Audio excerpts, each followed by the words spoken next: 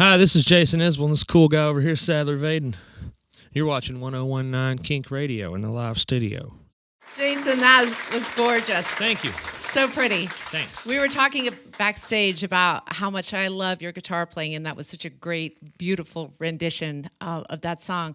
I want to ask you about your guitar collection, because I've heard that you have now 30 guitars, and you have a beautiful, like, refrigerator-controlled place to keep them. Is that true? It's just a refrigerator. I just keep them in the refrigerator.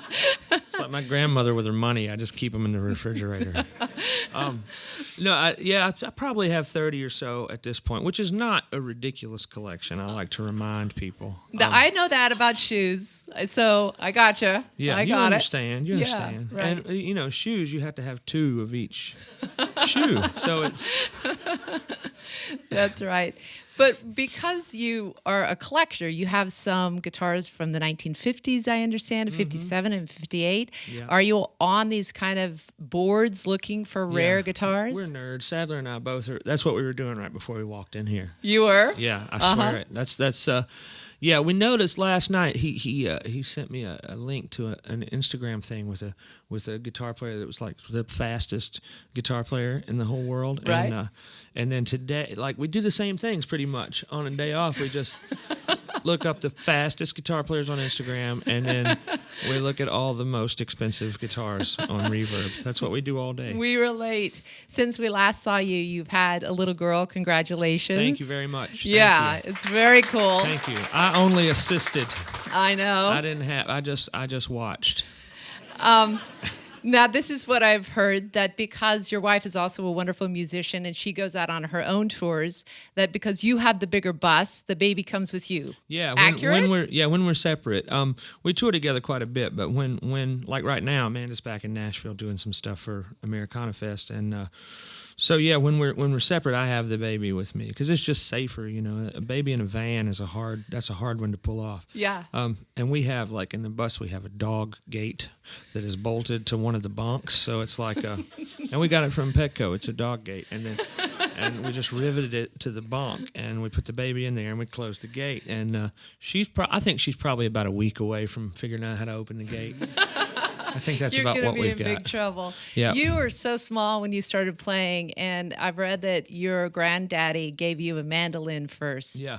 Do you remember some of the early songs that you played in that 4 and 5 year range? Yeah, I mean, it was mostly bluegrass and gospel stuff, He was really into, like, funny country music, like String Bean and Grandpa Jones and that kind of stuff. So I grew up playing that, and also he was a Pentecostal preacher, so we played a lot of gospel music. Wow, a lot of raise your hand. Hallelujah.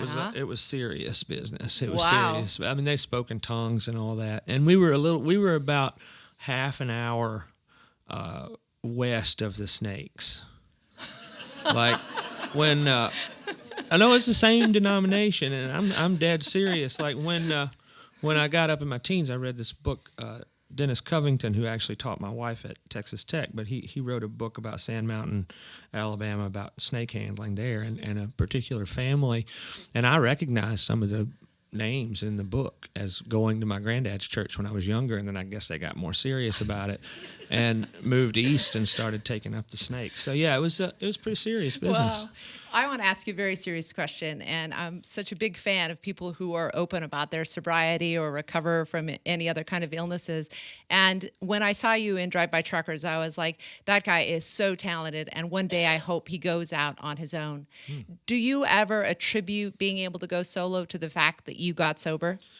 I attribute being able to actually make a living at it to that,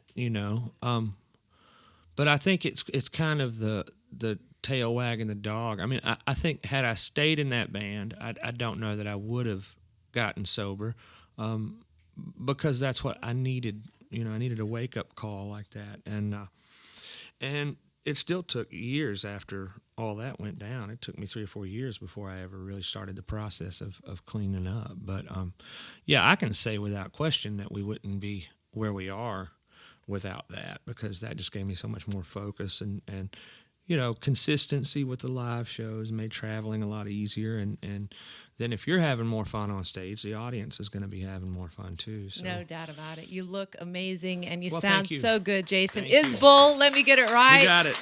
With my Portland, Oregon accent. It's okay. It's okay. Yeah. Some people Jason never Isbell. say Let's it. hear it again. More music.